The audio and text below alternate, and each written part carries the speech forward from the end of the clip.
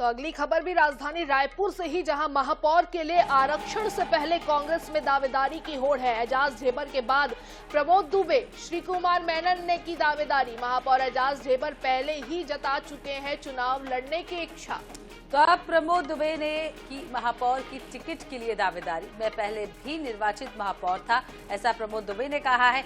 मेरी स्वाभाविक दावेदारी है। तो प्रमोद दुबे की ओर से बयान सामने आया। एमआईसी सदस्य श्री कुमार मेनन ने भी दावेदारी जताई है। उन्होंने कहा है कि आरक्षण के बाद स्थिति स्पष्ट होगी, पर मैं चुनाव लड़ने तैयार हूँ।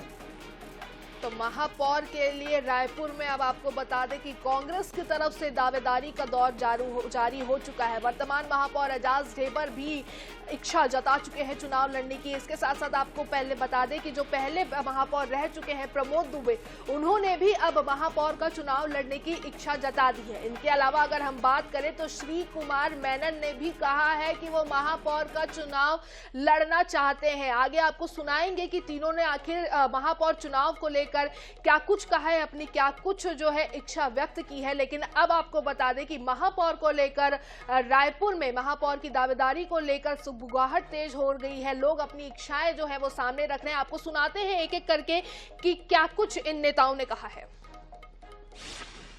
बोलेगा तो मैं भी चुनाव लड़ लूंगा, और सबसे बड़ा स्वाभाविक है, अभी वर्तमान में महापौर हूं तो फिर महापौर की टिकट मांगूंगा, क्यों नहीं मांगूंगा। अब पहली बात इस बात की उनको जानकारी होना चाहिए कि सब चीज के लिए आरक्षण निकलता है।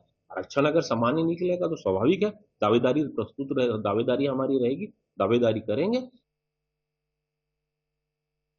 स्वाभाविक तौर पर मैं तो इस शहर में 3 बार पार्षद रहा, सभापति रहा, महापौर इलेक्टेड महापौर रहा, सर्वाधिक मतों से जीतने वाले महापौरों में से था, और हमने यहाँ रायपुर शहर में काम किया। उन कामों को जनता आज भी अपने आंखों से देख करके स्वाभाविक तौर पर मैं तो दावेदार हूँ, और पार्टी अवसर देगी तो जरूर चुनाव लड़ेंगे, दम से लड़ेंगे। जल्दी ये बोलना जब तक सामान्य ना हो, ये बोलना बहुत जल्दीबाजी होगी कि मेरी भी दावेदारी रहेगी, लेकिन ये पार्टी के आदेश के ऊपर रहेगा। पार्टी जैसा चाहेगी, जिसको चाहेगी उसको हम। तो कुल मिलाकर सभी अपनी अपनी दावेदारी यहाँ पेश कर रहे हैं। और इसी खबर पर ज्यादा जानकारी के लिए हमारे साथ जुड़ गए विशेष संवाददाता गौरव शर्मा। गौरव, अब कांग्रेस में महापौर के लिए दावेदारी पेश कर रहे हैं। प्रमोद दुबे भी अपनी दावेदारी, श्री मेनन भी अपनी दावेदारी कर रहे हैं।